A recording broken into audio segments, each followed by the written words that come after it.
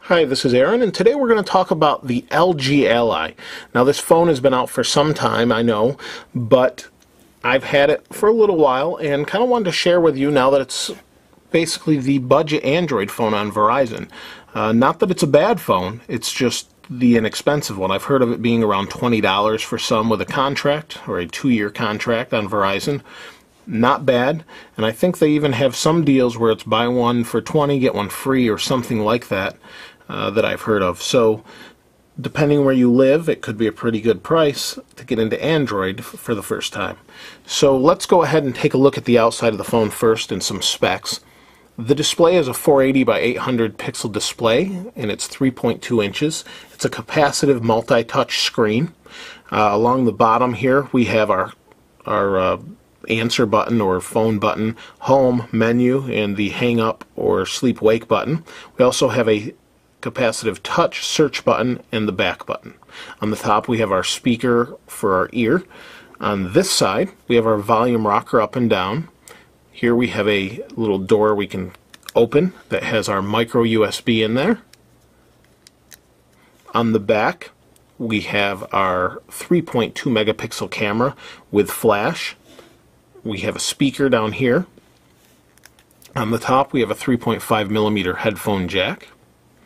On this side, we have our camera button and our micro SD slot, which actually contains a 4 gigabyte card standard, and that's upgradable as any. On the bottom, we don't have much going on, and that's pretty much it. But when we slide it, we do have a full QWERTY keyboard with raised keys that feel very nice when you're pushing them. The one complaint I might have about the keyboard is the spacebar is a little bit small, but you get used to that pretty quick. And they did that to incorporate this touch or not touch or click navigation tool here with an OK button in the middle for like an enter.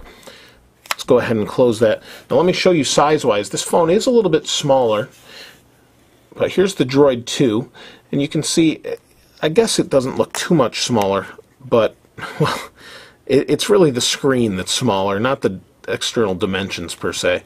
On the side it is a little bit thicker, but not too bad. Processor wise though, this is a 600 megahertz processor. It has 256 megabytes of RAM with 512 megabytes of ROM.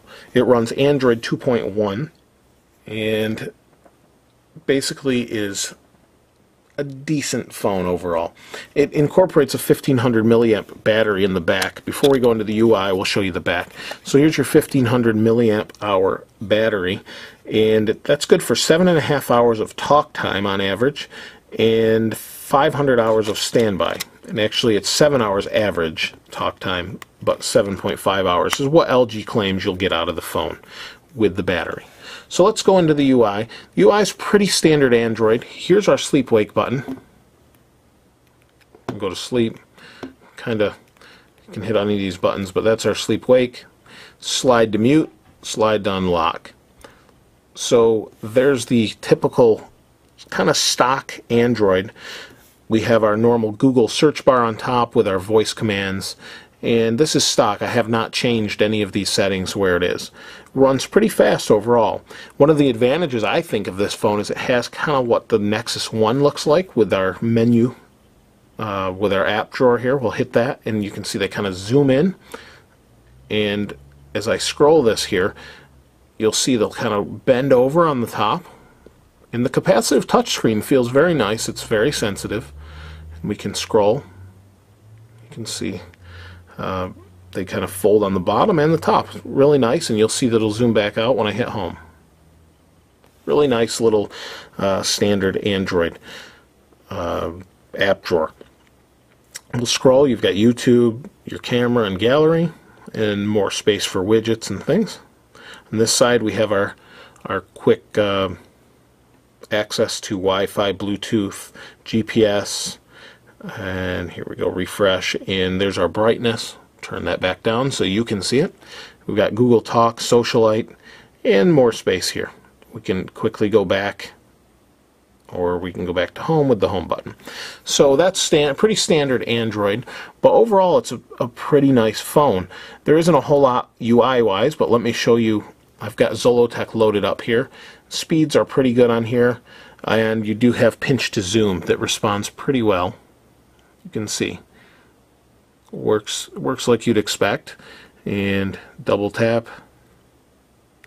Well, it's not quite working how I'd like, but normally, there you go, double tap to zoom. It's a lot easier to pinch to zoom, but responsive-wise, it's pretty good. So speed-wise, you know, when you get into multitasking, it's going to slow down a little bit more as it's got that 600 megahertz processor, but memory-wise isn't bad, so I don't think you'll be disappointed. The number one factor why someone may want to avoid this phone is probably screen size. But other than that, it's pretty good. It is a little bit thick bulk-wise, but not bad. Now, the one other thing I forgot to point out is on the front here, this is actually a light indicator. Right above my thumb, you see this indent here. It's an indicator to let you know when you have a message or when the phone is fully charged or is getting low on a battery. It's a little LED, and that's pretty convenient when you want to know that. And there's also proximity sensors on here as well. You can kind of see right above my thumb there.